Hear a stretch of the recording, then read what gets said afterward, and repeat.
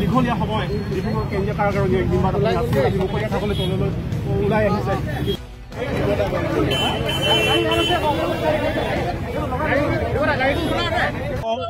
যে যি সময়ত হেণ্ডকাপ লগাইছিলে সেই সময়ত মোৰ ওপৰত 307 গোচৰ লগোৱা নাছিলে, কাৰণ মোক যিটো গোচৰত নটিচ দিছিলে সেই গোচৰটোত কেৱল মই এটা ফেচবুকত পোষ্ট লিখিছিলোঁ। সেই পোষ্টটোৰ সন্দৰ্ভত মোৰ ওপৰত 11টা ধাৰা আৰোপ কৰিছিলে আৰু সেই 11টা ধাৰা বেলেবল আছিল, কিন্তু সেই 11টা ধাৰা সময়ত মোক হেণ্ডকাপ লগাই লৈ অনা হৈছিল আৰু 307টো মোৰ ওপৰত 5 বজাৰ পিছত আৰোপ কৰা হৈছে। মই 47 নটিচ 5 বজাৰ পিছত পাইছোঁ, কিন্তু তেতিয়ালৈকে মোক আচলতে হেণ্ডকাপ খুলি দিছিল মাজতে কাৰোবাৰ নিৰ্দেশত।